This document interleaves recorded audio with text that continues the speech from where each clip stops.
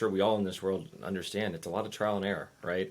And I think it's not being afraid to fail. I've failed a ton. I've said the wrong thing multiple times, right? But it's saying I'm going to get up every day and I'm going to keep trying again and trying again. And I think in this world, as long as you keep showing up and you keep trying to improve yourself every day, like there will be a positive experience. It takes time, but it's there. This is the Yield Coach Show, Season 1, Episode 12. All right, every episode we bring you dynamic entrepreneurs, real estate investors, business leaders, and inspirational guests ready to open up, share their story, the good, the bad, and the ugly, so you can gain lessons, advantages, and accelerate your own success. I am your host, Ian Brown. I am joined today by our guest, John Rutherford. John is a 10-year commercial real estate broker with a multifamily concentration. He has brokered over $500 million in investment real estate. He's a CoStar Power Broker since 2016. He's brokered over 4,500 apartment units, and he is a limited partner or a passive investor in over 1,000 multifamily units. John Rutherford, thank you for being on the show. Thanks, Ian. I really appreciate it. I'm glad you took the time to come meet with me. This is exciting for me. I consider you on top of your game here in Northeast Florida and beyond. When I think of your name, I think of just like a professional, tight. Damn near perfect. So I know that's a lot to throw out there, but I really feel like you're a high performing agent, and I'm glad you made the time. Appreciate that. If you could just give the audience just a little bit of background on yourself, then we'll kind of jump into what you're doing now. No, I feel like I got to bring you everywhere I go now with an intro like that. Yeah, exactly. Sound the trumpets. Right. Background, let's see. Born and raised in Jacksonville, Florida. So this is hometown for me. I moved around a little bit, lived in Dallas, went through the Midwest for a little bit, came back in 2014. That's when we connected. And then started my world in multifamily brokerage.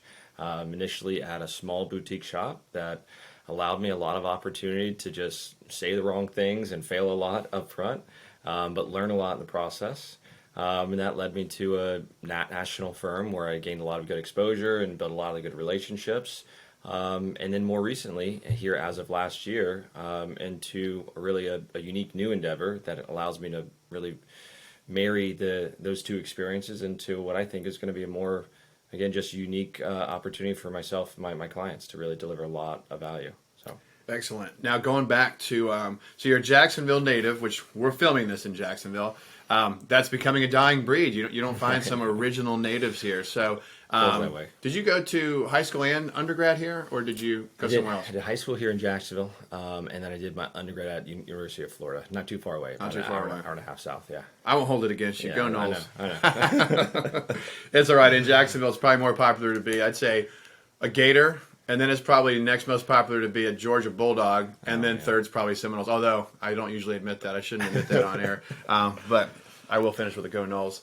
All right, so in your undergrad pursuits, because obviously high school doesn't really have any real estate concentrations. Yeah. Were you in a real estate program, or did you find real estate afterwards? This is really interesting, actually, because it was just by really dumb luck that I fell into it. A really unique situation. I historically worked in restaurants, up to the point, and even in college, and in a college town. It's these restaurants open late, so it's 3-4 a.m. I said, man, I can't do this anymore. I got class early in the morning, so a buddy of mine was working at an apartment complex, and he said, "Oh, you should really come and do this. It doesn't pay as much, but he's like, it's an office job. He's some professional experience." I said, "Sure," and lo and behold, I became a part-time leasing agent in college, and that's where it all started from there. And you got to go to sleep before 3 a.m. I got to go to sleep before 3 a.m. You could schedule classes before noon. I remember. I probably shouldn't confess, but you know what? I've made it where I've made it, so who cares? But in undergrad, I would never schedule a class at Florida State before noon. And I tried. I remember scheduling like a 9 o'clock. It might as well have been like 6 a.m. It just never happened. So no, I completely hear you loud and clear. So I would do my bartending work, and then on Tuesday and Thursday I had rugby practice, rugby games on Saturday. Every other day was a restaurant shift, followed by a bar shift. And then, the mornings were for sleeping. Yeah, that's it. 100%. So you come out, your concentration might not have been real estate, but you start doing some leasing, which I did not know that about you. Yeah. So you're doing some leasing at, I assume, like probably a larger complex. Yeah, so it was interesting. So it was a company that had the market share down there in Gainesville. They had 25 apartment complexes. I had no idea what I was getting into in that process. Thought it was a part-time gig in college, and ultimately I really found a passion for sales in that way. And a lot of people hear the idea of sales and they think, oh, the used car guy, right? What I realized early on was what real sales is impactful relationships. And that's when I first realized this is an opportunity for me to genuinely engage with people and then further help them out. Like this is a major need. It's a basic necessity in life, right? And so I really found a lot of purpose in that. And I think that's what ultimately drove me to work harder. And so I ended up changing my major to tourism and hospitality. While I found it fascinating, the world of tourism, it was more so just so I could keep working more and more hours, right? And then I ended up sometimes skipping class to go to work and worked my way up into a full-time corporate position while I was still in college, and the rest, as they say, is history. Now, was it with the same company where you were a leasing agent and you worked your way up that company? Yeah, okay, interesting. It was for a couple years thereafter. So I was a junior. I mean, I was living the life. I was a junior in college, and I was working full time, and had a corporate position, and I had a free apartment. And I thought, man, this is the life right Yeah, here, right? doesn't get any better. I crawled across that graduation stage, but it's UF they have a master's real estate program, which is amazing, and I've connected with a lot of friends that have gone through that, and they have an annual conference, and I go back and. It's funny. One of my professors on the tourism side, his wife sits on the board of the Master's Real Estate Admissions Program. So I happened to catch up with him years later, and he said to me, "What are you doing here?"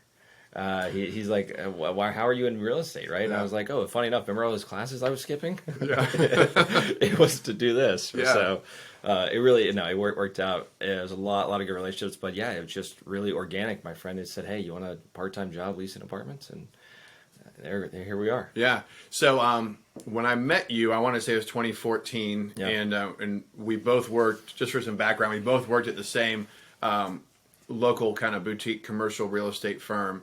And when I met you, I remember thinking, okay, John knows a lot about apartments, and you had a student housing concentration. Yeah. So I guess that same owner with the 25 projects, some must have been student housing. Yeah, no. One of I think at the time was the largest individual student housing owner in the entire country. So it had a lot of properties in Tallahassee, and the bulk was in Florida. But yeah, it was really good insight to learn about a really niche part of the market there. And obviously there was a blend of conventional market rate properties in there too. But it's a different dynamic. You're dealing with students in a living environment, and then non students as well. But yeah, that's ultimately what led me out to Dallas. Was working for large scale national student housing companies, and then in the Midwest, and then decided the warm weather was for me, and came back down here. Yeah, you started warm. You just got to get back to your roots. Exactly. Okay, so I'm following. Where I caught you, you were doing some I think when we first overlapped, you were doing mostly apartment, but weren't you doing maybe some non-apartment work, or was it all pretty much multifamily? No, I mean, I think in the beginning, man, you're just trying to scrap and take whatever that you can get, and this is a world where you eat what you kill, and that's great because it does. It's super rewarding in that way, but it can be trying up front. So you're trying to figure out what makes the most sense, and in large part, I was trying to leverage a lot of my existing relationships I had on the student side to do some student deals. I started a small consulting firm at the time as well, helping property owners with some of the resources I had gained throughout the years, marketing and some more unique digital type marketing ideas there. And but outside of that, no, I realized how important it is to focus. And while takes a longer, the focus is what really I think has propelled me to where I'm at today. Yeah. Kind of forgot you had the consulting, or do you still do any of that consulting? Not as much, no, right? And so that just goes back. I think last year in particular was the mantra was that word focus, because it's real easy. I think we've learned there's no shortage of ways to make money if you're willing to work hard, but to really be skilled at your craft and truly deliver the best for your clients or customers it requires focus. So at this point, I'm all in on brokerage. Cool, and we'll get to it, but you're just killing it. So it's interesting on the consulting side, and of course I want to overspeak. It was your effort, but there's a whole value add component to these properties that is quite simply website? How are you photographed? Do you have floor plans? Do you have like a model? Do you have what can you show people where you may do, I call it the managerial value add or the managerial flip. Like John and I could buy a project, use some of the skills that we collectively have, maybe not even spend $10,000. It might be photographs, a drone, floor plans, a website, and some bright landscaping and pressure washing. And just by doing that, if you go into a property that have no website, mom and pop don't know what to do with their rents, I would argue you may be able to nearly double the value of certain properties 100%. and it's a managerial flip. And that's what a lot of my clients are looking for, those, operational opportunities. It's one thing to have, to have capital and come in and say, okay, we're going to paint and we're going to renovate kitchens and things of that nature. But if you can come in and say, man, there's no website here, let me just get a website and let me just make sure that the common renter knows that, hey, we even exist, right? You double the amount of people that see it, that can make a big impact on number of people that are coming in the door and overall the rent that you charge and overall the value that you can add to them. Just as an anecdote, so my business partner Ray Adams and I, we have an 83 unit in Valdosta, and that it had all of the not only was it a really good price per unit and per foot, but it had all of the managerial upside that we're talking about. Yeah. No website, super apathetic, single family residential manager. Like, I think we were their only apartment complex. It's a different animal than managing houses, in my opinion. For sure. They were paying for like on-site and full property management, and people were skimming and padding invoices. And again, no website, and nobody had moved the rents in that place in like, it might have been like a decade. When we first bought that property, I think we had somebody paying like $270 for like a one bedroom. And anyway, so it's like by being able to help your clients identify where the operational value add is, it's critical. Yeah, I think that's one of the things just from all my years that I spent working on site and then in a corporate operations role. I was traveling the country acting as an asset manager. I like to think that allows me to provide some additional value to our clients beyond just brokering the sale. We're able to help lay out a business plan and hopefully identify some real opportunities there for them to execute well. And then obviously if they execute well, it helps me on the back end when it comes time to sell. So you had these great corporate connections because you're with the big student housing organization. I imagine, correct me if I'm wrong, that you probably had buyers before sellers, maybe because you got this great Rolodex and you know what they want. Yeah. And they trust you because you've kind of already been in the organization. So I imagine part of like oiling the lock and getting transactions to go was you've got these great buyers first, and who can I loosen up on the side to sell? Yeah, and that's really the hardest part, I think, and especially today, and it has been in North Florida for so long. Is there's no shortage of people that are looking to invest money in Florida, and even again more recently here, and specifically in North Florida. So it's finding those opportunities for them, and that's harder to crack into, right? Because you have a lot of guys who said, what have you done? And it's such that catch-22. Right? Yeah, so, I know. So you have that was last month. Like, what have you done? Like yesterday? Yeah, exactly. So you really got to figure out a way to add value beyond that up front. And a lot of times that can be sometimes it's just as simple as following up consistently, right? And it's adding value in other ways. Making sure that the client understands what are the other properties in the given area renting for. What are some recent sales? What are some operational opportunities that we recognize that they're not taking advantage of that will help them derive more value for their clients and obviously for them as well. And that really ties into what you said earlier with the relationship sales. Yeah, because you're not just calling, and saying. And maybe sometimes you do, but you're like, I got a 1031 buyer. Give me your P&L and rent roll. I'm going to get you an offer by the end of the day. Yeah. Sometimes that's appropriate and you just have to, but that's not you're trying to cultivate these relationships. So when the time comes, they're thinking of John Rutherford first. Yeah, and I'm not in this. I mean, they're wrong. There are guys who make money just dialing for dollars in that way, but there's not a whole lot of, in my opinion, there's just not a whole lot of value in that way. I'm no stranger to cold calling, but it's a cold call that leads into a warm call situation, and that's through building a relationship, and that takes time. I'm in this for the 30-year haul, not the 3-year haul. Yeah, I mean, this is an industry where, investing or brokering, but you can make money quickly, but if you want to stay in the industry, you really have to maintain that long vision.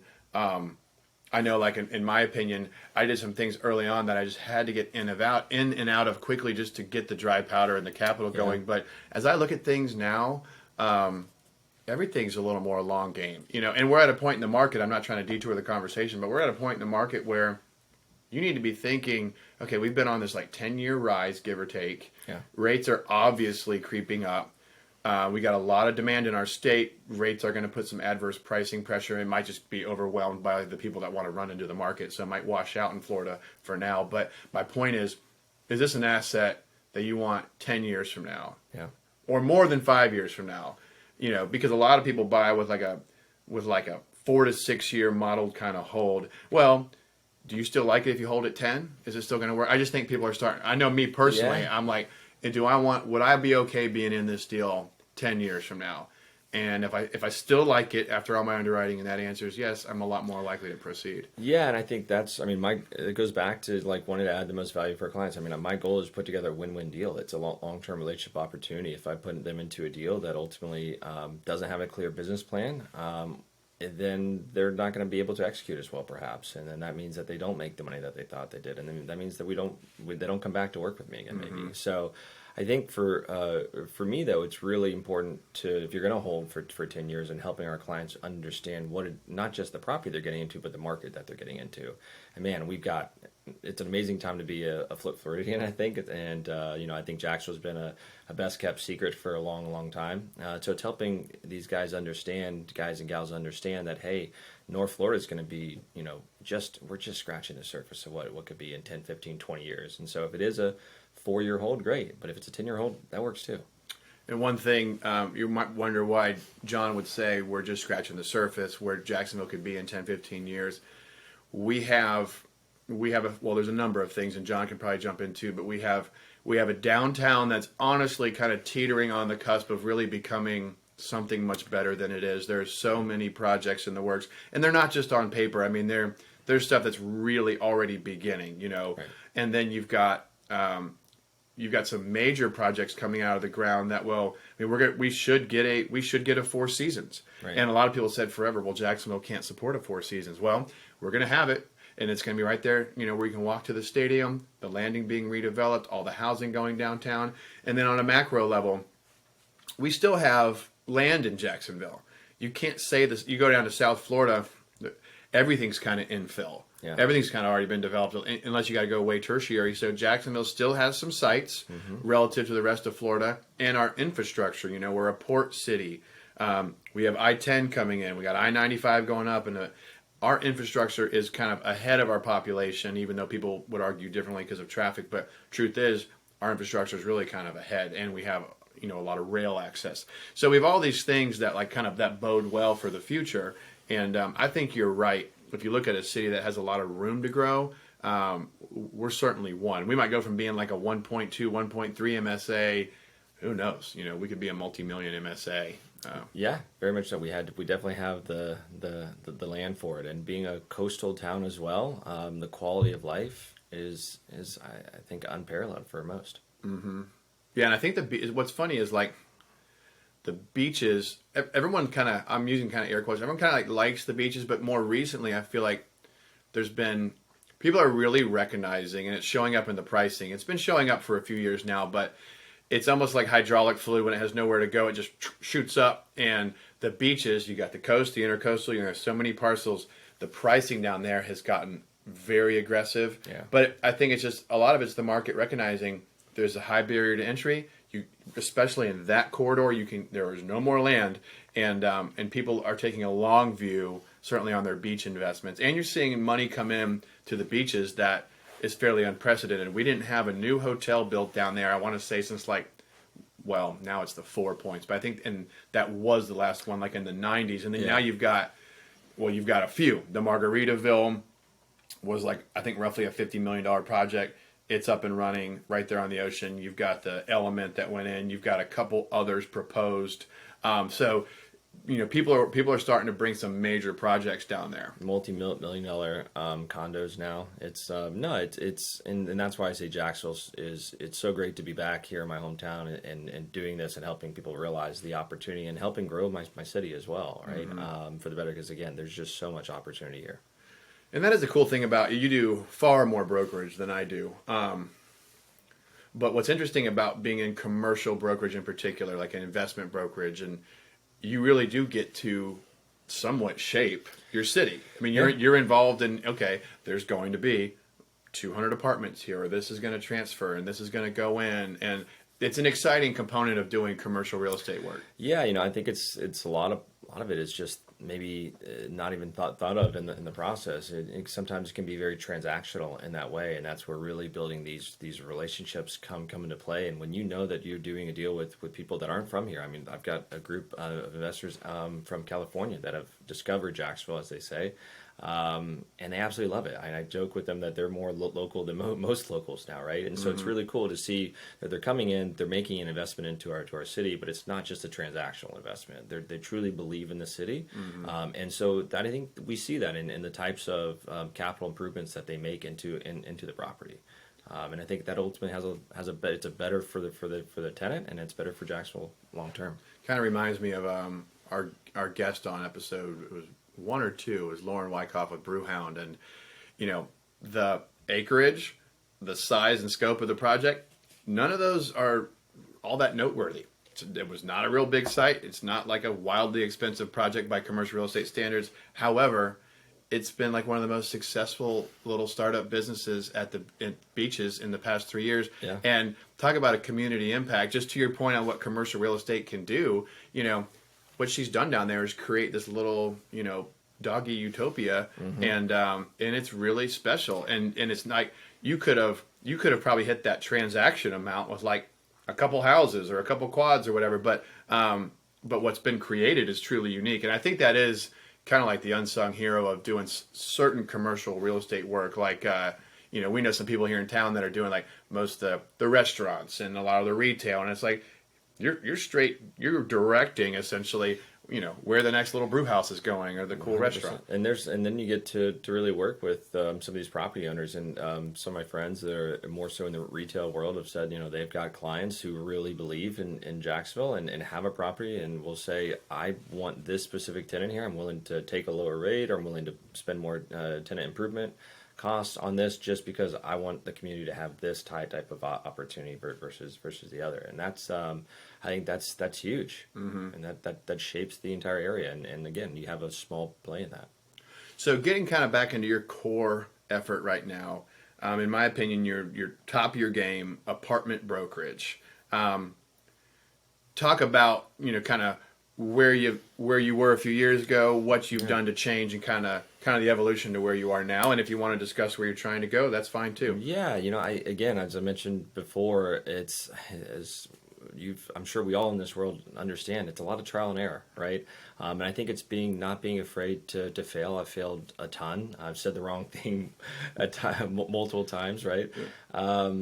But it's saying I'm going to get up every day and I'm going to keep trying again. And I think in this world, as long as you keep showing up and you keep trying to improve yourself every day, there will be a positive experience. It takes time, but it's there.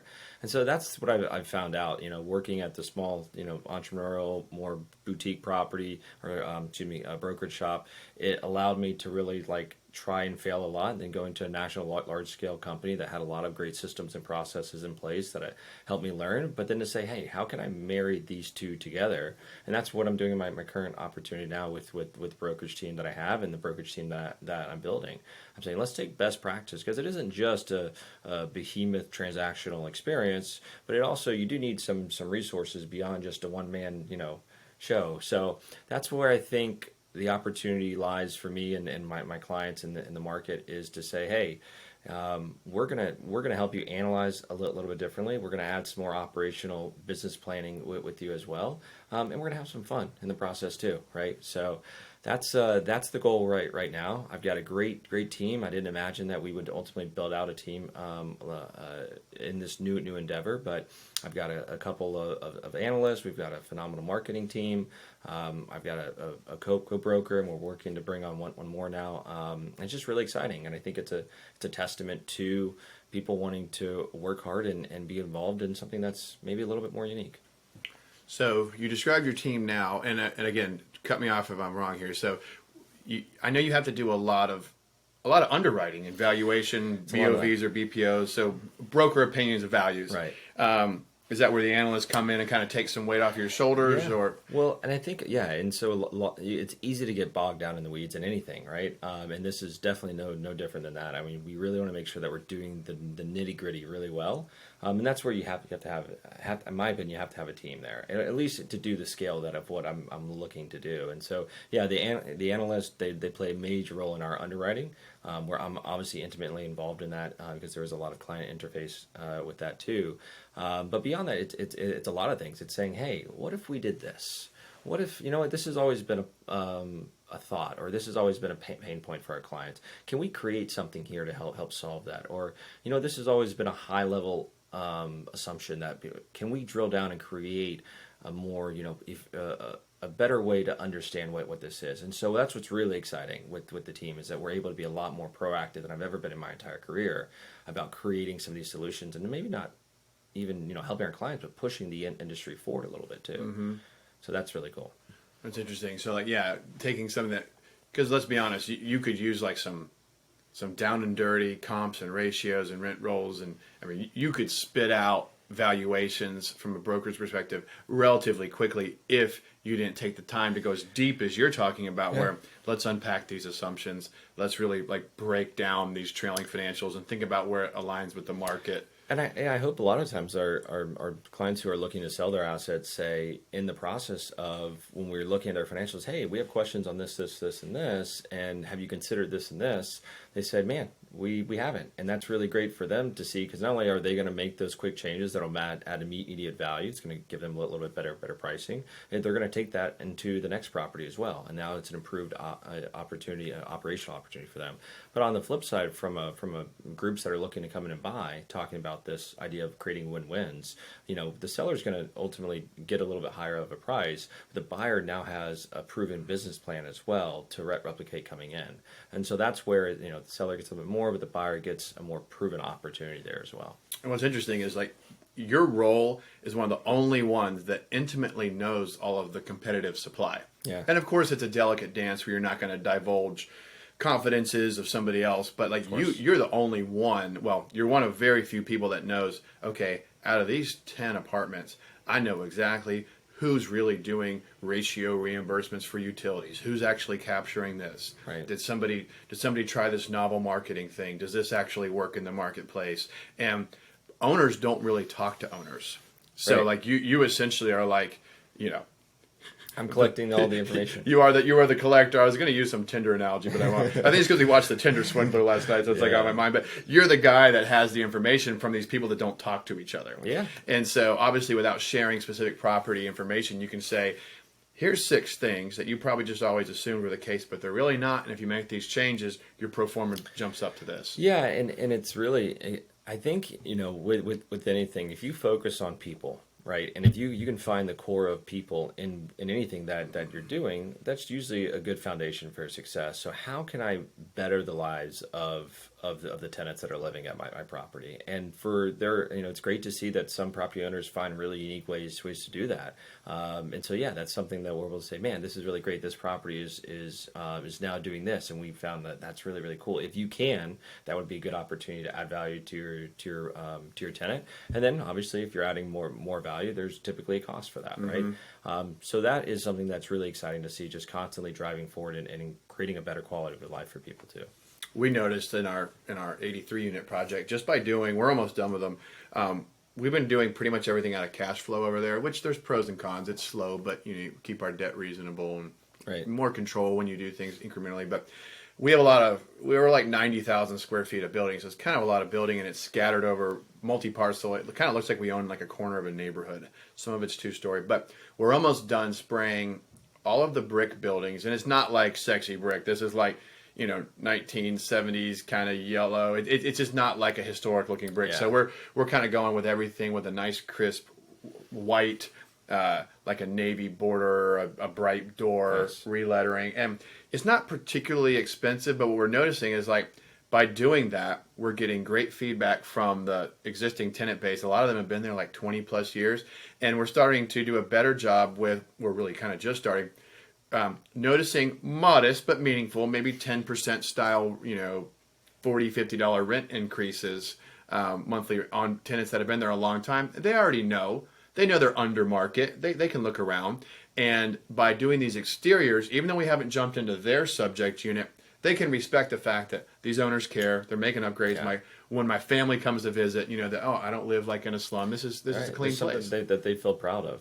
And one of the most, in my opinion, the quickest and easiest way to jump that NOI, of course, revenue and then your NOI, but raising rents within reason, raising rents on who's already there, and give them some value add. You know what I mean? Here's a new doormat, a fresh door, some fresh lettering, some pressure washing, cutting back some landscape. Make the experience better. It's not always a lot of expense for the owner. Then you've given some value to the tenant, and you can justify a bump in it. And it makes the whole project work. Yeah, I think there's a lot of conversation, especially in today's world, about rent affordability, right? And I think when you look at there's a lot of properties out there that are increasing rents, and there is a lot of deferred maintenance in that way, right? But if you're coming from that standpoint, say, look, we understand that the affordability factor is still there, especially in a market like Jacksonville or parts of Georgia, especially as well, and then you're adding the value to that tenant, then I think that's a justified value add increase, if you will, right? Mm-hmm. For you to come in there and say, hey, look, I know that this is broken, but we're going to expect you to pay more money even still. I don't think that's necessarily going to get you the best PR in the world. But for somebody who, again, focuses on the people, who comes in and makes an effort to truly improve the property, then there's a correlation to a happy tenant who's willing to pay that increase for a better quality of living. As someone, let's just use Jacksonville as a microcosm, as someone who you've cataloged the market, you know almost all of the owners of the multifamily space.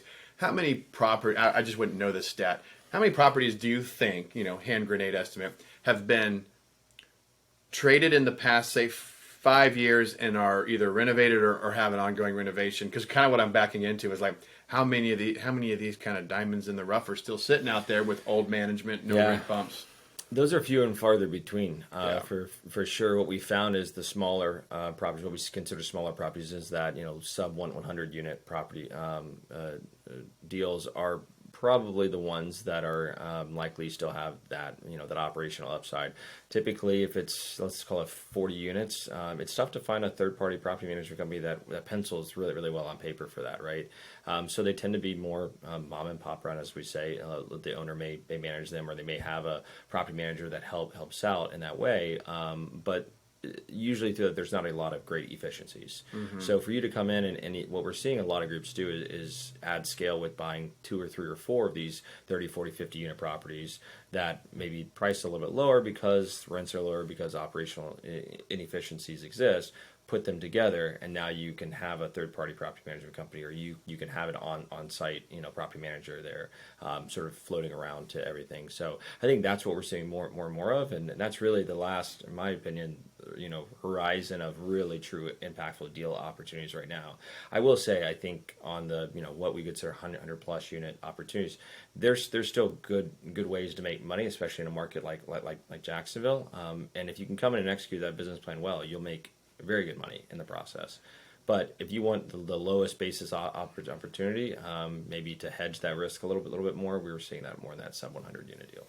We and you mentioned a couple of things I want to tap back on, but somebody was mentioning to me how getting funded right now it's a blessing and a curse. Like, just as a thought experiment, if I gave you like $1 million right now, I'm like, John, here's my mill. In 12 months, I need you to give me back 1.2. Yeah. Or 1.1, 1.15, 1.2, 1. Whatever. So, like, it's hard. Like, to go in today's marketplace, you're like, yes, I'm funded. Got $1 million in the bank. Let's go invest. Give this guy back 1.2, and the rest is mine. That is more of an uphill battle than it's probably ever been. You almost, when you're mentioning like the multi-small deals, in my opinion, and I'd love to hear what you say about making some of the value work in the plus 100 unit deals. I've been more nimble and successful in the smaller deals with more of the mom and pop operational value add. But I must confess, it's not like I see them very often anymore. Yeah. So if somebody gave me $1 million today and I had to go right back in 12 months and stroke $1.2 million, I'd probably have to do a large handful of smaller deals because I know I can catch those margins. Yeah. Where I've had I've had limited to really no success recently in looking at deals over 100 units. So I'll pause there. Whatever you think about the small unit analysis, and then how you see value created in the larger ones. Yeah, I think simply said, the right now it's what could best be described as the best lowest hanging fruit is on those smaller deals. So we were talking about, I need to hit a 10, 15, 20% margin quickly. Those are likely the best opportunities to do that quickly. Now with that said, the 100 plus units that have already been bought and sold maybe by some private equity shops or small family offices, or perhaps even some institutional groups that typically do a good job of realizing operational inefficiencies. I still think that there's really good opportunity to see that 10, 15, 20%. I think you're going to be a little bit more location specific there, because people are moving to Florida in droves right now. I mean, Jacksonville specifically has been 3 to 4 times the national average on population growth, and that's only been further accelerated during COVID and what we've seen as a bit of a mass migration here. So if you're really focusing on location, you'll be able to still hit those rent increases, and at that point it's more of a yield play, pun intended. And, Yeah, exactly. I'm the coach here. You watch it, John. but that's the idea, right? So I think that we're still seeing good rent appreciation. We're still seeing opportunities to add value, but it's going to be probably less so on the operational side, more so on the capital side for those larger opportunities. So obviously your cost of capital goes down on some of these large deals versus you and I trying to go buy like a 8 unit in Riverside or something, where nothing against like a local credit union, they're not going to be competitive with like a SBL rate. And then we got the personal guarantees. And then let's say we want to reposition the 8 unit. Well, the bridge programs are not as great. Whereas if, and this is more your world than mine, but if we start trying to do something where the bridge loan is 10 million or more, now the rates are good, debt fund, maybe no recourse, and then we can do right into like a small balance loan refi. So in some ways, the playing field is easier for the large deals. However, I think a lot of people in my audience might be like, well, when do I gain the acumen and the comfort to go from, I've done a quad, an 8, a 20, maybe a 50, I own an 83, but like, let's say, because I've considered doing, 150, 200, maybe even 300, but there comes a point where it's like, is my CapEx team strong enough? You better have a lot of faith in your analytics, because now small assumptions amplified over 300 units become a really big deal. Sure. So however you can speak to that, kind of like what you've seen, or how, if you do kind of help your clients, how do you help them kind of go into like that quote unquote big boy world where, honestly, the debt products are better, and the exit upside can be multi-million-dollar phenomenal, but however you can kind of speak to that. Yeah, I think there's pros and cons, right? So there's the benefit of having some lower hanging fruit, maybe on some smaller deals, but then to your point, you have to, the debt terms might not be as good, and it also is probably going to be some recourse debt. You have to personally get guarantees. So it's funny, it goes back to what we were talking about, starting out at the small boutique firm and working your way up from there. It's like you really have to put in the time and effort, and you have to take some real risks, have to fail a little bit. Probably a little bit better to fail on a 4 unit or an 8 unit than a 300 unit, especially if you're dealing with some other people's capital involved. But I think that's it. I think that I always encourage somebody who hasn't invested in multifamily before to truly start with a smaller property. It's easy to say that I want to come out and I want to buy the 300 unit deal and I want to raise all this equity. If you haven't done it before, there will be growing pains in that, right? And so I think being able to show proof of concept to a potential investor or investor pool is like really important. But again, you learn a lot in that process. And if you can execute well, especially on the debt side and things that may be a little bit tougher, then when that gets easier, now you can focus on the other aspect that maybe it gets a little bit harder, and maybe you're better for the whole thing overall. Yeah, and I think that as you get into, like, I keep saying big boy world, but let's say you're doing over 100 units, you're doing this debt fund type bridge loans, you're doing SBL or similar exit refis. One nice thing, I'm saying this, not like I really do it. I have closed an SBL loan personally, but one nice thing is it becomes a team sport of sorts, whereas if, maybe you and I could go shoulder to shoulder and do some quads and 8s and 12s around here or whatever, but if we go out there and seek to take down a 100 or 200 unit deal, well, that can support a true team. Yeah. This person can really be asset management. This person's really in charge of more like capital, investor relations.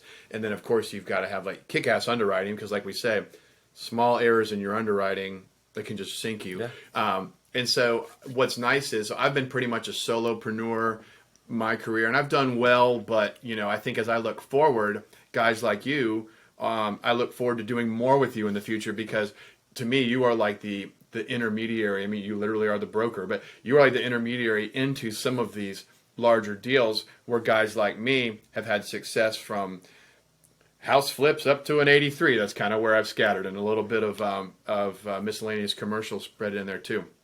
But to really scale, let's say I want to have something for my daughter Chloe or Connor or Harper, my kids, or bring my wife out of her government job eventually.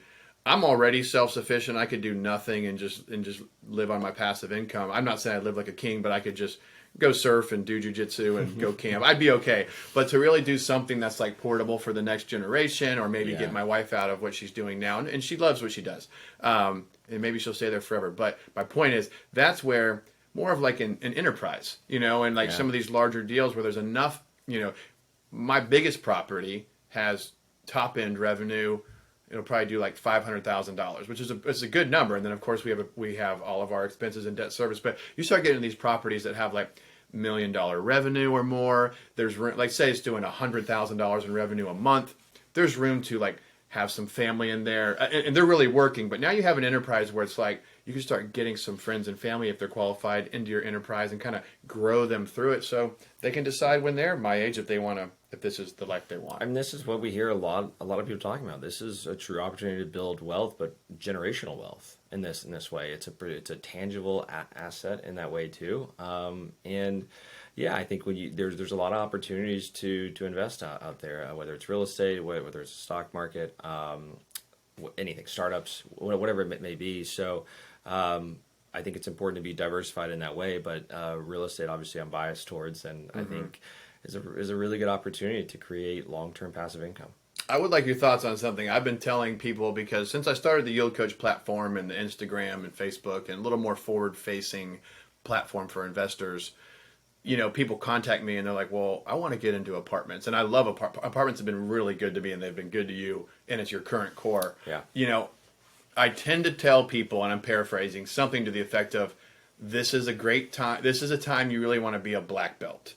If you go in with that white belt and you get out ahead of your cleats, you might just get chopped down. And where like in 2014, 15, 16, little did we know 17 and 18, we thought like, whoa, maybe, nope, it was still blasting through. Right. But my point, you kind of see where I'm going with this, like it was almost difficult, and overpay in 2014, 15, 16, 17, even 18, the market just fixed you. So like the tide is so high you can't tell who's not wearing pants. Right. Whereas like now, I'd like to know your thoughts on somebody, that's looking to maybe get into some of your assets, and kind of what you tell people. Is this a time when maybe it's just better to be a limited partner in a larger organization and let the pros be pros? What's your thoughts on some of that? Well, I think there's an opportunity for anybody to become a pro. I mean, the pros all started somewhere as well, right? In that way. So it really just depends. How hard do you really want to work at this? And, I think it looks really great from the outside, and to say, man, I could go, surf and do jujitsu, right? But that's because you've really put in a lot of time and effort to really make that lifestyle affordable, or happen.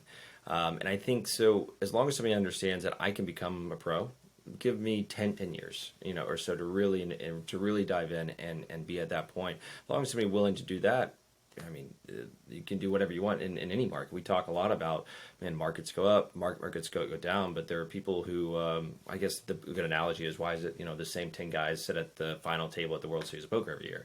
Is it just luck, or is it skill, right, in that way? And so no matter what's happening, if you're willing to work hard and you can create solutions, no matter if the market's up or down, you will find opportunities and ways. So I think that's a foundational point to make first and foremost. But beyond that, man, it's up to you. I mean, like, I think passive investing has been really, really good for me, and obviously I have a full-time position that I really want to devote as much time as possible to my clients, and so I don't want the time and effort and energy that it takes to really go and do that. I wanted somebody else to do that while I work and grow what I truly feel passion and purpose in.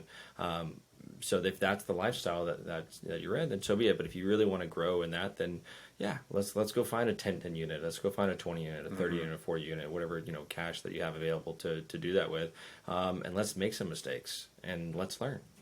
I remember my goal was going back a handful of years. I was like, I just want to add $1,000 a month in passive income to my life this year. It sounds like a fairly modest goal until you're like, okay, that means I got to like find something with margin, probably rehab it, re-tenant it, maybe refi, maybe don't. It depends on how you want to scale. And I pulled that off and then moved into some small multi. And before you knew it, I was like, oh, well, if your goal is just to get that $1,000 a month passive a year, you say you're just listening to this, you don't have any real income. And I mean net. I don't mean like you have one tenant that pays you $1,000. I mean, you're going to clear $1,000 a month. So you're probably going to have to go to something maybe more like a quad or bigger. It depends on your market. But that law of the first deal is going to kind of set you up. Part of its mindset, part of its operation, a little bit of landlording.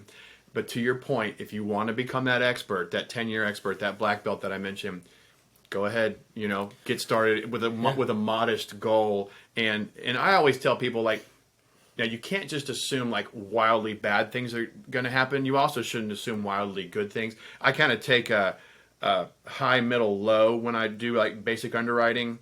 And it's a bit of a sensitivity analysis. If you can live with, if it's not going to hurt you or take you out, if that low happens, it's probably a green light. Now, we can't control things that are just off the Richter horrible. And I do see a lot of people, especially right now, they're like, what if the market crashes? What if the market crashes? What's going on in Russia? What about Ukraine? What about interest rates? Well, there's only so many things we can control. And at some point, and I'm just going to speak for myself, I've decided that I'm an investor. And to your point, I'm going to do my due diligence, run my analytics, but at the end of the day, what happens in Russia or Ukraine or with an interest rate, it doesn't, I know we can talk for a long time, but it doesn't necessarily change what the guy, especially the properties that I own, are they still going to be able to pay their rent? I got fixed rate interest, I don't have to worry about refining this thing. I have margins.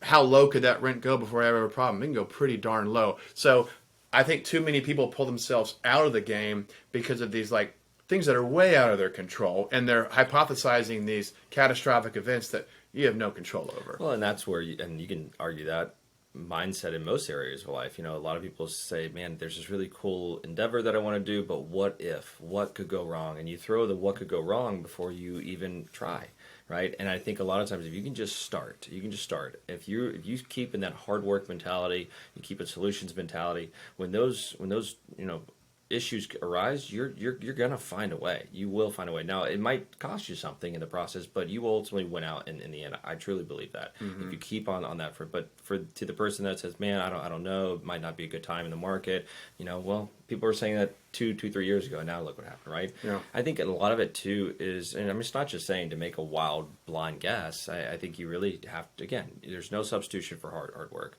You really have to do your homework with it. And somebody like myself, I want to be a resource for that person. I want to help them understand the nuanced idea of growth in Jacksonville, right? So that they can feel comfortable with a long-term 10-year horizon possibility in that way. So yeah, I think that there's all different types of people that make up the world that all have different goals. But in this world, with what we're doing, start and don't give up. I love it. That was gold. That was a gold nugget. So I think that's a good one also to kind of segue a little bit on. Kind of on the personal front, we know you've got the 1,000 units plus as a limited partner passive investor. I think that's awesome. It allows you to put all of your concentration into your investment brokerage and build your team. Sounds like you're going to maybe even grow your team. So I think sky's the limit for your multifamily group. What about some other hobbies, interests, side investments, pursuits? Man, it's interesting that you asked that, because I'm just so ingrained every day into like growing this. It's really exciting. It's really exciting to like have a sense of passion and purpose in what I do, enjoy what I do, get up every day, to get to go into an office and work with people who are just as committed. But you have to have outlets for that, right? And so I found what's interesting. Several years ago, I really got into wine. I really enjoy like the history of it, the culture of it, and it just took me down this deep rabbit hole. So for years, I've been trying to like up my wine game, as they say, and a lot of arduous tastings involved, right? But it was a couple years back I decided to purchase a wine business, a retail wine business, and so that's I call it like the grown-up lemonade stand, so to speak, right? So that's been really cool. I have a great team that runs that endeavor for me. So again, allows me to focus on what I truly I'm passionate about in that way. But it's really cool. It's an opportunity for me on the weekends or at nights to learn more about something that interests me, and make some money in the process too, which is cool. Don't miss this opportunity. Go ahead and plug the wine store. Where is it? Bernie's Wine Stop here in Jacksonville, Florida, Edgewood Avenue in Murray Hill. We do free wine tastings on Fridays. And it's very much so. Same thing we've talked about in the brokerage. It's an opportunity to educate and build positive relationships in our community. So if it interests you, come in. We'll totally educate, answer any question, no question, dumb, good or bad. We try to take a very less intimidating approach to something that can be intimidating. We should have done this interview there. We could have had a bottle of there wine. You go, right? Or we'll do a hybrid event. We'll do 5-year discounted cash flows for apartments while we sample wine, Although your assumptions might get more aggressive by the second bottle. Right, awesome. Right. Yeah. So you've got the wine stop. That's really cool. And again, as someone, like I said right away, you're a professional. You're damn near perfect. It sounds like you've been able to take something that it could have been a monkey wrench in your life, but you've got it running itself. I mean, the point is you've got the processes and you're committed to getting it right, and you're able to do your work. Yeah, it's cool to really just create something, right? It's really cool to grow something, and so that was especially in the height of COVID. I mean, we saw things slow down, and I just I liken it to the forest when all of the leaves drop. We were able to see more clearly in the future what are the businesses that are really growing. I knew I always had a passion for wine. People were traveling more. They were, getting outdoors more, and they were wanting to learn more. And that happened to be an area that people wanted to learn more in. And so we saw wine sales skyrocket, and this opportunity presented itself. I said, man, maybe this is something I could really have some fun with. And it has been. I've learned. I'm still a novice for sure. I think the saying is hire people that are way smarter than you and get out of their way. I've been fortunate enough to find those people. But yeah, no, that's it. And outside of that, man, I try and take advantage of the sun that we have here in Florida and get out and get outdoors as much as possible. That's awesome. Yeah. My leaves falling moment. I've never heard that, but I like that. The leaves are down. You can see further. A year ago, almost to this day, my wife and I and the kids, we did a month in an RV. And Nice. She was wrapping up maternity leave, and I'm just, who I am. And so I'm like, let's go, let's do it. So we rented one, and we went all around the southeast up to Bourbon Country, and we stayed in all these various campgrounds, and some were better than others. But here we are, on a creek in Black Mountain, and then we go down to Asheville, and we're having campfires, and my son's making s'mores, and I'm like, this is so cool. Yeah. And I would never have had the vision, but so there's some kind of silver linings with COVID, like you said. The leaves are down. You're it forced you to almost take an inventory of your life and your goals, because for a lot of us, we couldn't go as fast as we wanted during COVID, or at least made you pause some. Yeah. And so that was kind of my moment, and I'm like, you know what? Now I haven't done it. I had never thought about owning an RV park / campground. I don't mean mobile home. Nothing against mobile home. That's a different asset class. But something where people like myself and those that we saw when we were traveling could come with their families, fires, pavilion, a little bit of amenities, maybe a stage for music here and there, and food trucks. I'm like, man, I would have never considered that an investment. But now I'm like, no, I would do a small to mid campground RV park. And it's just things that you would have never, following a passion, your wine example. Well, I think it speaks to what we were talking about earlier. I mean, for a lot of people, and not to discredit by any means, COVID was a serious impact in most of the world's life, right? But in the same sense of getting involved and saying, I'm not going to question, I'm just going to step in, it also creates opportunities. So I knew that the investment world was taking a step back in that way, but because I said, I'm going to use this negative as an opportunity to really build a better me in the process. So we've got up every day. What are the things I've been neglecting for me? And then just had those conversations that ultimately led to this opportunity. The same thing for you, right? You were saying, how can I create a positive out of this negative? And that's what the best investors do. Bad things happen, and they figure it out. They figure out a way, and sometimes they figure out an even better way. Mm-hmm. Yeah, they innovate something. And I remember just on that multifamily level, there was that kind of weird suspense lull moment where nobody knew what the long-term ramifications were going to be. All these suspended evictions, moratoriums on foreclosure. Everyone's Yeah. like, oh, well, I'll just wait because the knife's just going to drop. And the market just kept going up. And you know what's interesting? Not that many people, there's some pocketed exceptions, but most people kept paying their rent. Yeah, and I get it. It was unnerving. You don't really know what was going to happen, and there were still properties that were selling, and even some that were selling just a clip lower than what we expected, just because of that uncertainty. And but it's those that say, I'm going to figure it out, and I'm going to invest, and you know what? If people don't pay rent, I have a solution, right? And those that kept buying obviously have done really well. I was kind of pivoting off of market type questions, but I'll just one more because it's on my mind. Yeah. We know rates. I mean, they're already slightly rising. They're announced to. We don't know the exact number, but they are announced to come up a couple. Who knows? Maybe 5 more times in the next 12 months. We don't have to argue that, but they are going to come up. Right. How do you? Let's just stick to where we are. We're in Florida. We're specifically in North Florida. Do you expect adverse pricing pressure? None of us have none of us have a crystal ball, but kind of where do you see things? Well, I think yeah, that's a variable that it's a main one, and it's hard. You can't ignore it. So as that goes up, yeah, you would expect pricing to come down a little bit, but I think that can be offset by finding more efficiencies in other line item expenses, saying, hey, can I really add enough more value? Can I invest more into the property? Can I double down, invest more into the property to generate a better quality of life and thus a higher rent? That will help offset that. So I think that we'll see groups that are going to look for solutions for that, as always, right? Yeah. I think there's a strong argument, and again, it's everyone's got their own opinion. We're in a high inflation time. Rates creeping. Let's just say, to keep it simple for the podcast, let's say rates creep a point because it's round and easy. Well, can I make up for that capital cost in increased rents, amenities, ancillary income, a reduction in certain expenses? So that's where the game's going to be. It's like, yes, the rates are up. My cost of capital might go up. I can also taper down some of my limited partner expectations, maybe some of my own expectations. Yeah. And then, of course, how hard can I push these rents after I do, like you said half an hour ago, a nice actual meaningful value add change to the property? Right. That I think is where the trench warfare is going to be.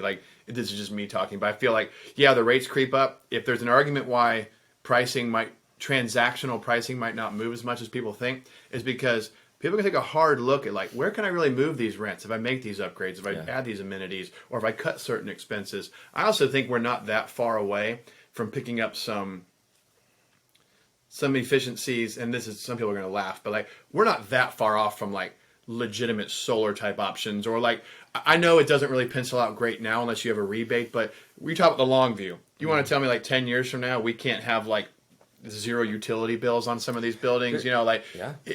And again, I'm not trying to open up Pandora's box, but when you take the long view and you think about where technology is going and the mobility of high income workers, guys like you and me, we could live in any city.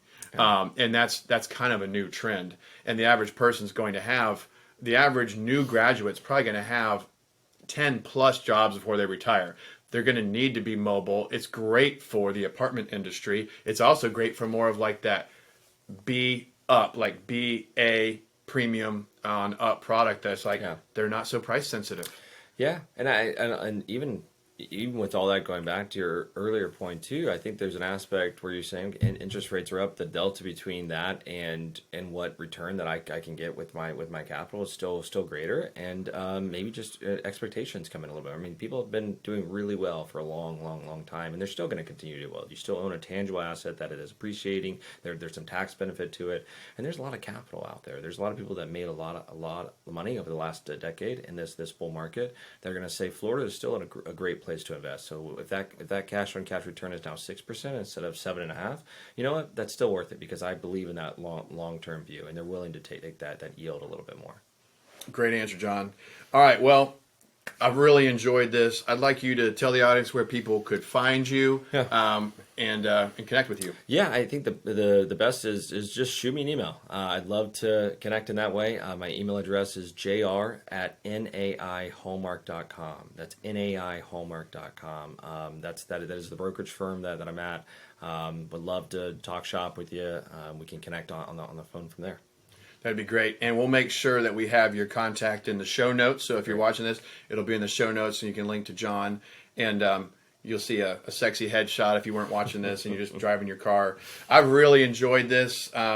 As always, please rate and subscribe. That helps us grow. I keep saying one day we might get a sponsor. That might be a season 2 thing, but we're having fun no matter what in the meantime. Yeah. We're actually doing this live on Instagram right now. Now, you'll see this episode air in about 10 days, but for those of you that want to interact or watch it live and raw and uncut, go ahead and follow our Instagram. You'll see us go live with some of these, and we put out other good content. And that's about it. So for now, I'm telling you to go out there, lace up, and leave it all on the field. Yield Coach out.